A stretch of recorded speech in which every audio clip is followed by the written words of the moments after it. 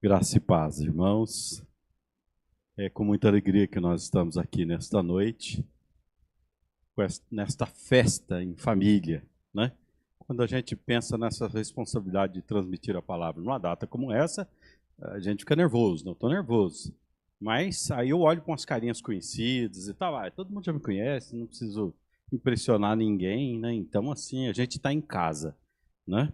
Para a glória de Deus. Temos muitos irmãos aqui, muitos amigos. Deus tem me dado o privilégio de, nestes, acho que 3 ou 4 anos, trabalhar, como o pastor Walter já disse, como secretário de pastoral do presbitério. E eu só estou fazendo esse comentário para a gente informar os irmãos, talvez alguns irmãos não saibam. Nos últimos meses, está quase completando um ano, nós temos tido uma reunião pastoral semanal. Na quarta-feira, às 8 horas, nós nos reunimos, graças a Deus pela tecnologia, né? E nós oramos juntos, conversamos, trocamos ideias, compartilhamos, aprendemos, ensinamos, animamos uns aos outros. Tem sido uma experiência assim muito gostosa, nos aproximado, né, uns dos outros. Tem sido muito gostoso. Eu agradeço ao presbitério, agradeço a Deus, já agradeci a Deus, né? Mas agradeço ao presbitério aqui na pessoa do nosso vice-presidente que está aqui hoje, né? Por essa oportunidade de poder servir, mesmo estando nesse período de licença pastoral. É bom lembrar que há um outro grupo lá em Jacutinga, né? Outro povo desse bonito reunido em Jacutinga, celebrando esta data tão significativa de 121 anos da Igreja Presbiteriana Independente no Brasil. Deus abençoe esses irmãos lá, né? Uma ideia do presbitério, mais uma vez, de facilitar o deslocamento, facilitar a recepção também. E nós louvamos a Deus porque você está aqui nesta noite, amém? Que bom que você veio, que bom que você está aqui e ama esta igreja. Nestas conversas que nós temos tido às quartas-feiras, no mês de junho, nós, assim, mais ou menos no mês de junho, nós falamos sobre o tema revitalização da igreja. O pastor Antônio Fernandes é o nosso secretário de ação de evangelização, e ele que nos guiou nesse período falando sobre este assunto tão importante, pertinente, atual. E ele usou um texto. E quando, então, o reverendo Ricardo me convidou para este momento, eu me lembrei e falei, vou copiar a ideia do pastor Antônio Fernandes, né? Todo mundo copia, né? Eu também vou copiar, né? E achei, assim, um texto muito gostoso. Eu gostaria que você tentasse absorver essa gostosura desse texto, né? De Atos, capítulo 11, 19 a 26. Atos 11, 19 a 26.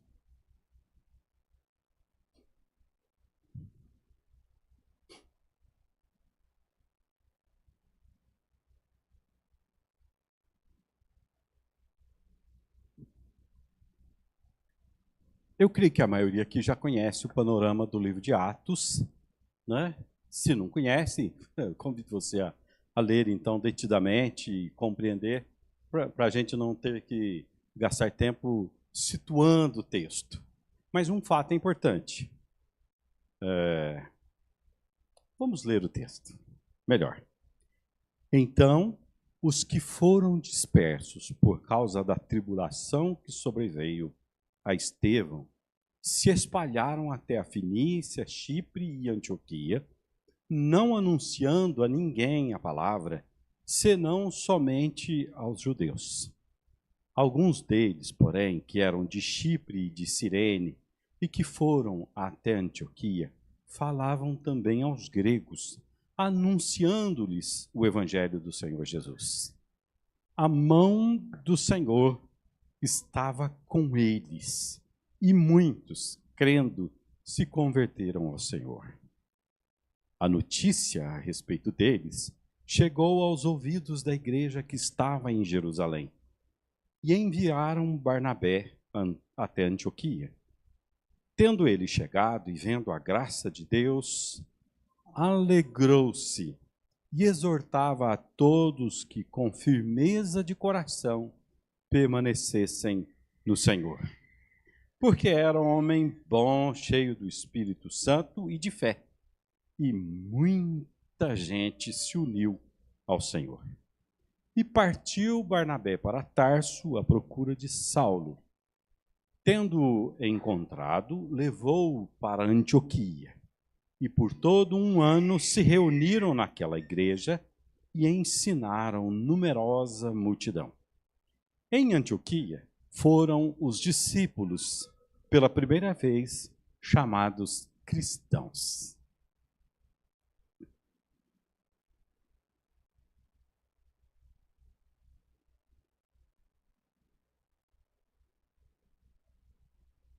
Os irmãos viram que o texto começa citando aqui a questão de Estevão. Estevão é o primeiro mártir da igreja cristã, o primeiro discípulo a morrer, né?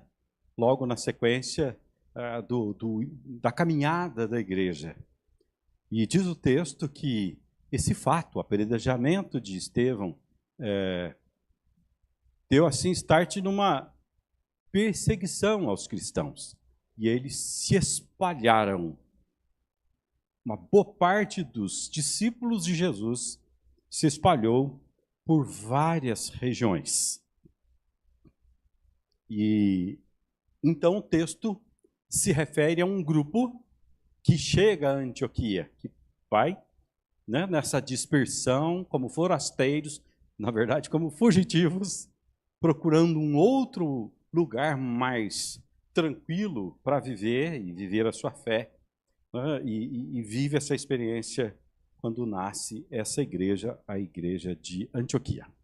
A palavra missionário entrou no meu vocabulário muito cedo.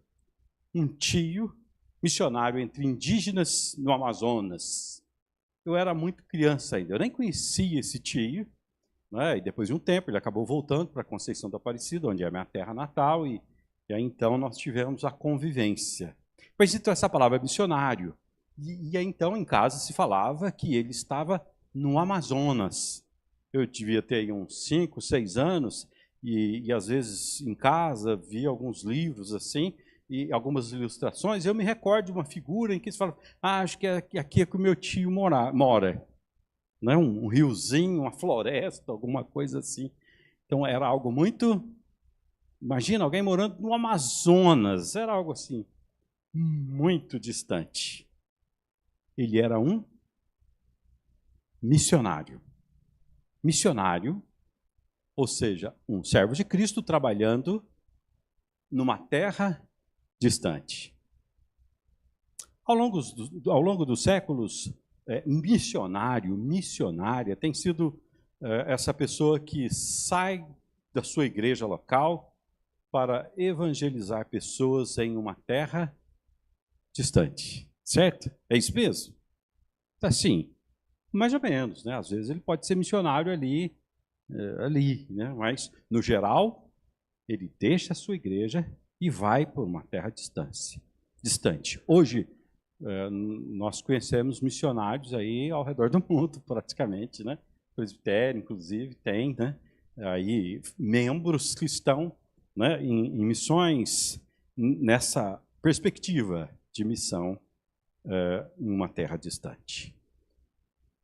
Apesar de todo o esforço para fixar na mente dos membros da igreja local a ideia de que todos somos missionários e de que o nosso mundo, ou o mundo é o nosso campo missionário, essa ideia não entrou muito bem na nossa cabeça. Concordam comigo?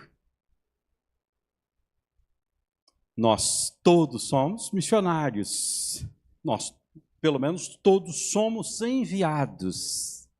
Né? A palavra é ide e pregai o evangelho a toda criatura. Né? Indo fazei discípulos de todas as nações. A palavra é, olha, o Senhor enviou. O termo enviar, né, no grego, apostelo, é o equivalente desse termo missão, de enviar para uma missão. Todos somos enviados. A igreja é uma igreja enviada. A igreja retoma aquela ideia que Deus colocou sobre a vida de Abraão, quando disse, sai e vai.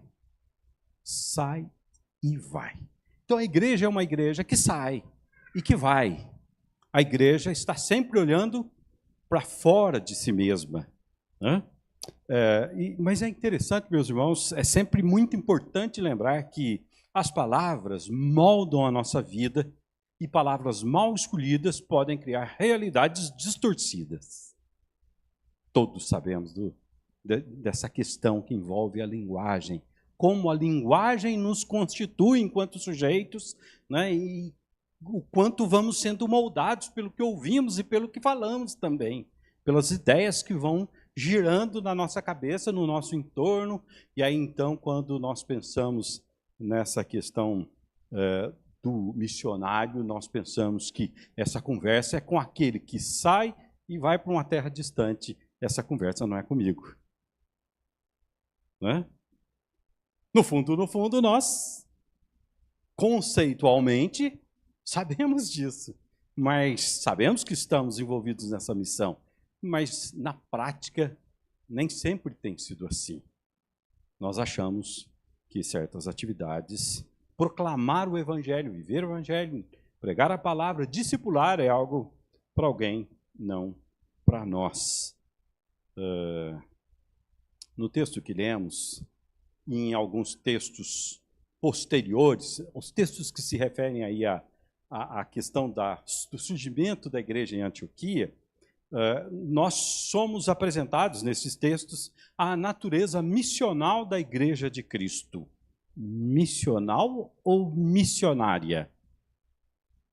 Opa, aí então é uma proposta para nós pensarmos de uma forma um pouco diferente. Natureza missional da igreja.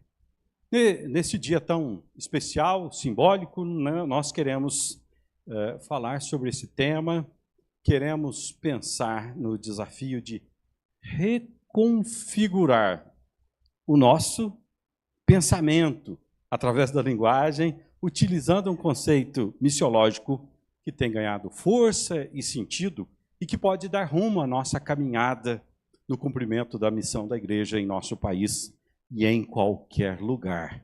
Portanto, o tema é a natureza missional da igreja de Cristo. Tema muito amplo, só para dar um tema, não é?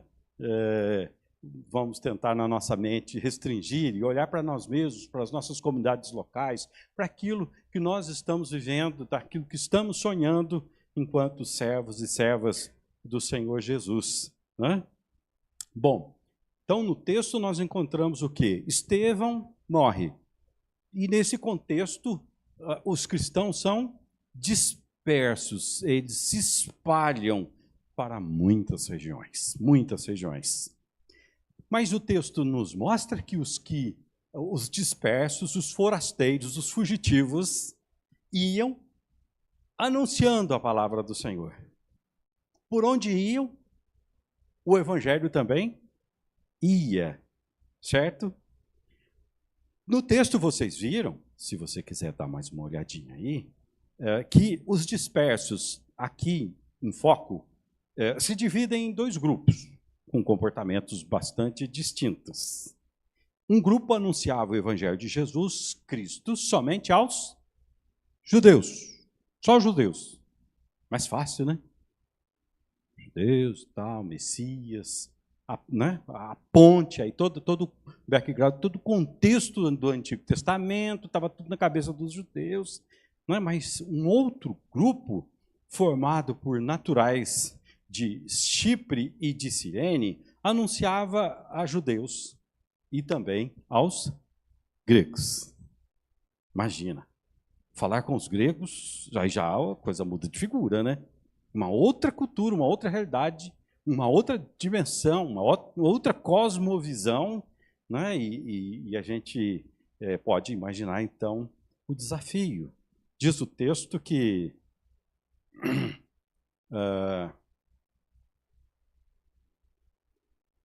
eles iam anunciando, né? Todo mundo sabe que Barnabé era natural de Chipre, não sabe? Era seu nome, Barnabé, natural de Chipre. Todo mundo sabe de onde esse judeu era. Ele era judeu, mas havia nascido em Chipre, né? E alguns desses que saíram nessa direção foram parar um pouco adiante em Antioquia. Diz o texto, no verso 21, que a mão do Senhor estava com eles. Pergunto, será que a mão de Deus está conosco? Sim? Muito tímido o nosso sim, né? Muito tímido o nosso sim. A mão do Senhor está conosco? Sim, a mão do Senhor está conosco. A mão do Senhor, o Espírito do Senhor, a palavra do Senhor, né, com todo o poder do Senhor. Quer dizer que nós estamos bem, né? Que bênção, que bênção. A notícia a respeito deles chegou aos ouvidos da igreja que estava em Jerusalém. E enviaram Barnabé a Antioquia. Barnabé, você quer daquelas bandas de lá? Vai lá ver o que está acontecendo. Vejam bem. Imagina você jogando uma pedra num lago sereno assim. E pá, joga, né? Tem todo aquele movimento lá, que eu não lembro mais como é que chama aquilo. Como é que é?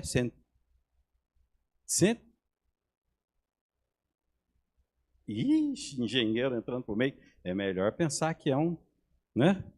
Centrífugo, né? Fugindo do centro, uma ondinha, né? Foi isso que aconteceu com os cristãos, eles se espalharam. É lógico que depois, né, com a destruição de Jerusalém, no ano 70, aí os judeus também se espalharam, e os cristãos também, e ao final do primeiro século, em todo o entorno do mar Mediterrâneo, havia cristãos, havia igreja. Né? Ao final do século, a gente pode ver isso a partir, por exemplo, das cartas às igrejas do Apocalipse, por exemplo. Né? Mas em outras regiões, sul da Europa, né? Região da Ásia e norte da África. Meus irmãos, preste atenção. Eu vejo no texto uma naturalidade gritante na narrativa de Lucas. O que é uma naturalidade gritante? Eles estão fugindo. Fugindo por quê? Porque são discípulos de Jesus, estão sob perseguição, estão sob ameaça, e eles saem fazendo o quê? Anunciando o evangelho. Povo corajoso esse, né? É que o evangelho, parece não, o evangelho não cabia no coração dos dispersos. O evangelho não cabia no coração deles. Extravasava. O evangelho não cabe no coração do cristão. Ou pelo menos, não deveria caber.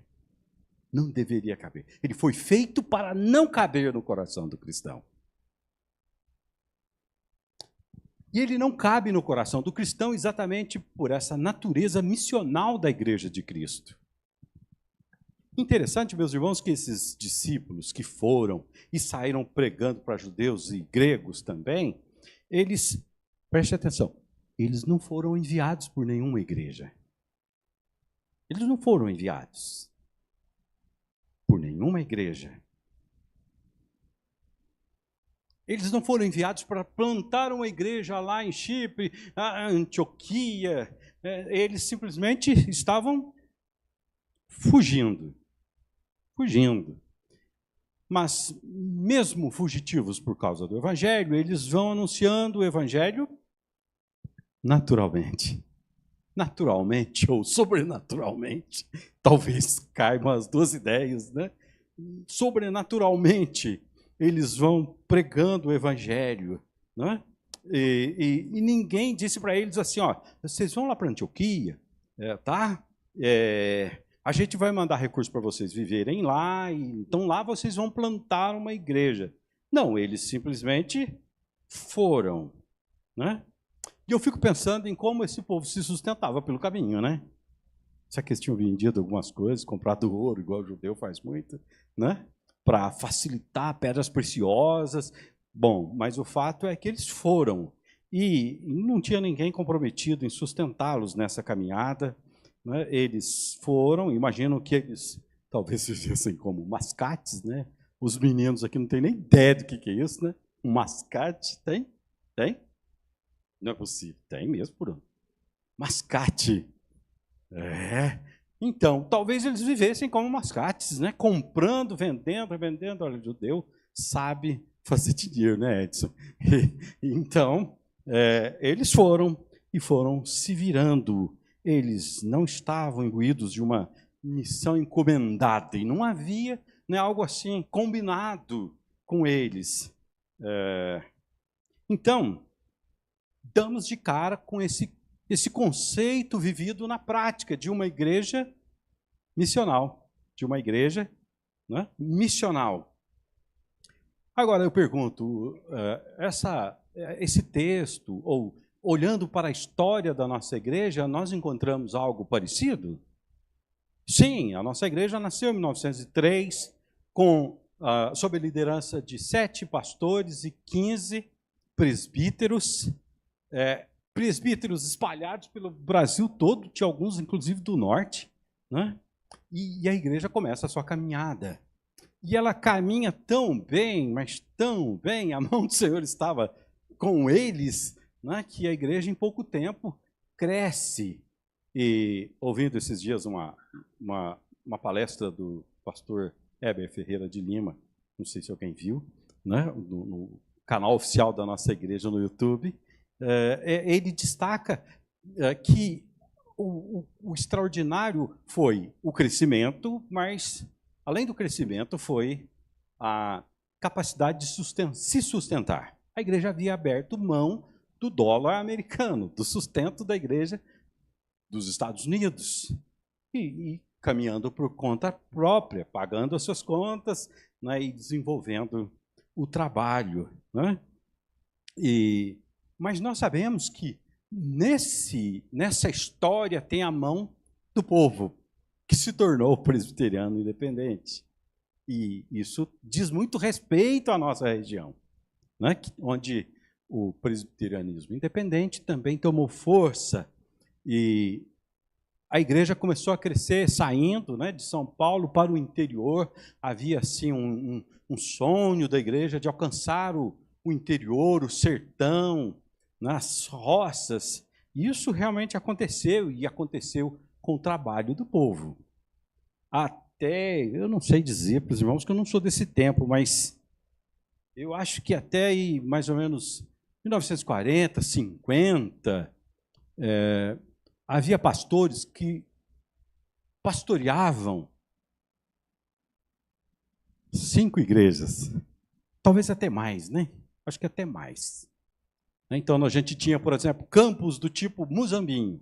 O pastor que morava em Muzambinho, né, aqueles nomes lá bem antigos, né? Um bem conhecido é o pastor Lutero, Sintra Damião, ele pastoreava toda aquela região. Eu imagino que vinha em Pinhal de Campestre, vinha em Botelhos, ia em Areado, toda aquela região, no lombo de cavalo, né, enfrentando enchente, chuva, frio. Tinha já a estrada de ferro, a Maria Fumaça, da Mogiana, mas era algo assim muito limitado, porque, é evidente, não tinha assim facilidade de deslocamento. Mas quem fez essa igreja crescer? O povo, liderado por esses pastores, à distância. Não tinha Google Meet, não tinha WhatsApp, não tinha nada disso, né? Carta demorava um tempão para chegar, né? Mas nós vemos, então, esse trabalho importante que o povo fez. Nós, povo presbiteriano independente, fizemos aqui na região.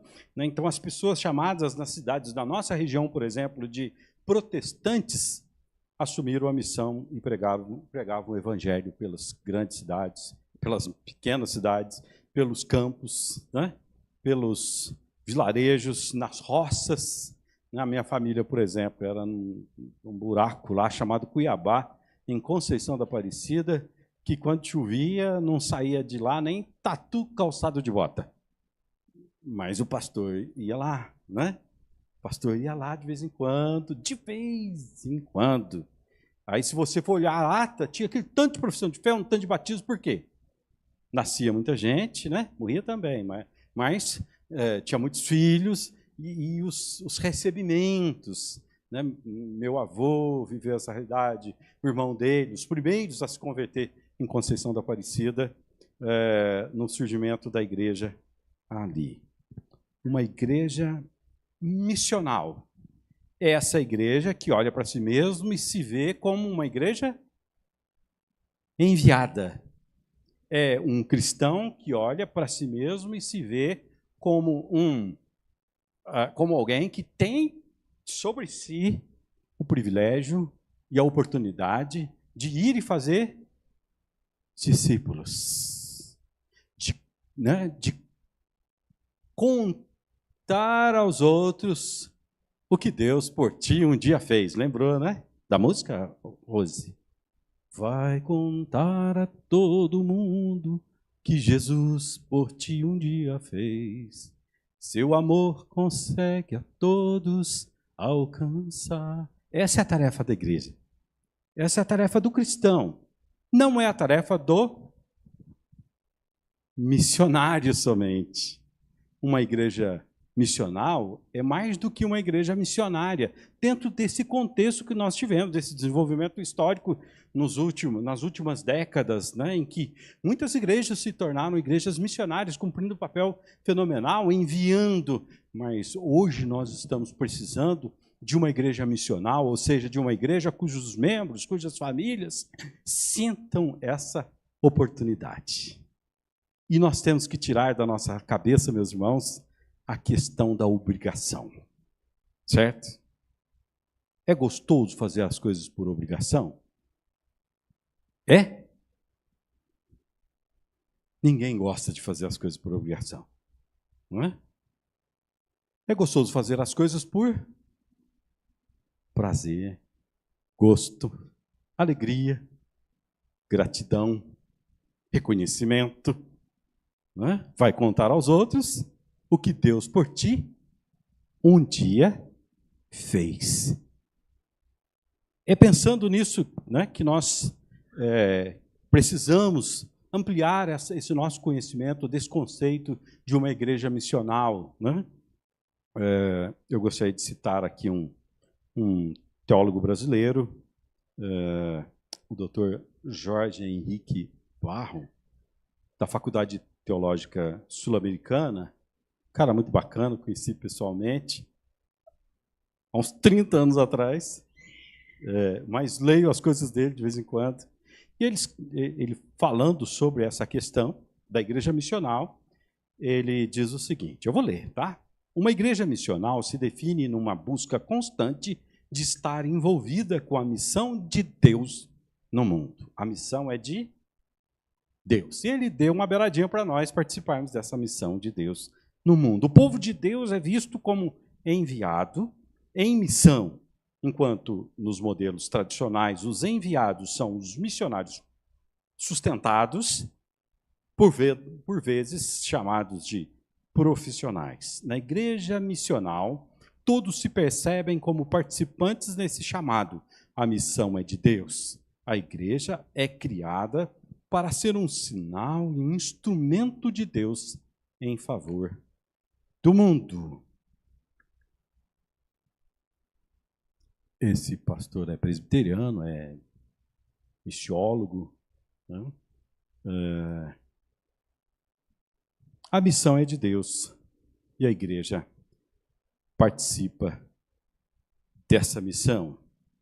Voltando ao texto, nós encontramos uma dinâmica muito encantadora. eu penso. Né? As pessoas vão e plantam uma igreja. Percebem isso? As pessoas vão e plantam. Os forasteiros, os fugitivos, vamos dizer assim, para ficar mais dramático, né? Vão e plantam uma igreja. A notícia do plantio da igreja, eles plantaram e a igreja pegou, né? Cresceu. Chega aos apóstolos em Jerusalém. Então, a igreja-mãe de Jerusalém envia um supervisor muito qualificado para consolidar o plantio, consolidar o crescimento dessa igreja. Quem era? Barnabé. Barnabé, ele era, como eu disse, daquelas bandas, né, de Chipre, conhecia a cultura de Antioquia, de toda aquela região, e diz o texto que ele era um homem bom, cheio do Espírito e de fé. Ele chega e percebe que a graça tinha chegado primeiro. Ele chega e percebe que a graça tinha chegado primeiro. É tomado de alegria ao perceber a natureza missional da igreja se expressando de forma viva, prática na proclamação do evangelho, no discipulado mútuo, sustentando uma igreja viva e dinâmica. Ele chegou e ficou encantado. Deu uma olhada em todo aquele contexto, falou, olha, isso aqui promete muito, mas o trabalho aqui precisa de mais gente. Ele vai atrás de Saulo e traz Saulo com ele. Né? Lembra que Saulo é aquele cara lá de Atos 9, todo mundo sabe da história, mas que principalmente Barnabé é aquele cara que não ficou com medo de Paulo, trouxe o Paulo para si. Ele era um cara muito jeitoso, né? Barnabé parece ser um cara muito amoroso, jeitoso, traz Saulo consigo e continua cuidando dele. E agora o chama, né, para trabalhar na igreja em Antioquia. Interessante, meus irmãos, diz o texto, tendo ele chegado e vendo a graça de Deus, alegrou-se e exortava a todos que com firmeza de coração permanecessem no Senhor. Então, Barnabé compreende essa fantástica experiência da igreja missional de Antioquia e percebe a necessidade de montar uma equipe, aprofundar aquela experiência, traz Paulo e tudo mais. E a gente sabe no que deu essa história. Né? Uma igreja viva, dinâmica, surge lá toda uma questão de uma fome em toda a região, né? E essa igreja se organiza para uma ação diaconal e manda uma oferta através dos apóstolos para Jerusalém. Eles vão lá, dão notícia, né? Paulo e Barnabé, e voltam para lá e continuam o trabalho. Olha só que visão, a igreja-mãe está precisando de socorro, vamos cuidar dela. E é muito interessante, meus irmãos, que quando a igreja se encontra consolidada, o Espírito se move em seu meio para uma experiência natural, para uma igreja missional. O que acontece? Capítulo 13. Olha, os ministérios eram bem expressivos, havia profetas e mestres. E então, o povo orando, uma igreja de oração, uma igreja de ensino, uma igreja de cuidado mútuo, o Espírito Santo move essa igreja. E surge, então, uma coisa natural para uma igreja missional, plantar outras igrejas. E aí, então, o Espírito põe na cabeça deles, põe no coração deles, separem Paulo e Barnabé. Eles, olha, tem uma obra especial para eles, e eles, então, são enviados como missionários, né, como alguém que vai intencionalmente plantar igrejas em toda aquela região, e a maioria dos irmãos sabe bem a história. Né? Muito bem, meus irmãos. Então, o desafio que temos hoje, né, é de que nós recuperemos esse caráter, essa natureza missional da igreja, assumindo para nós mesmos, pastores, presbíteros, diáconos, diaconisas, pastoras, presbíteras, famílias, jovens, adolescentes, todos assumindo essa tarefa de contar ao mundo o que Deus por ti um dia fez. Temos noção do que nós recebemos em Cristo? Nós cantamos isso aqui nesse culto. Nós celebramos, né?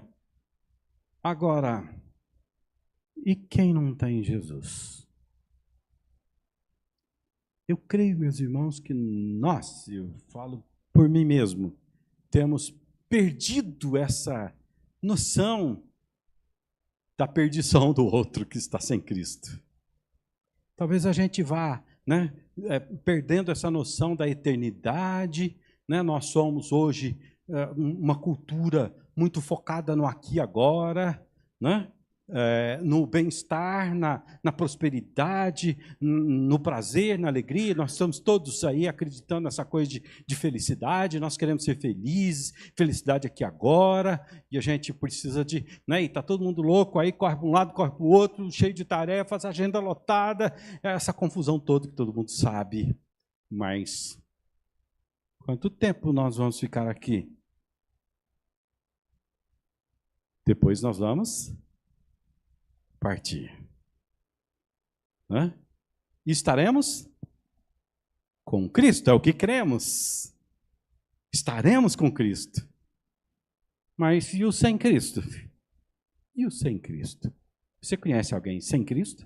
Que você olha assim e fala, olha, acho que essa pessoa não tem uma experiência viva, acho que ela não conhece o Evangelho. Meus irmãos, as igrejas evangélicas estão cheias de pessoas que não conhecem o Evangelho.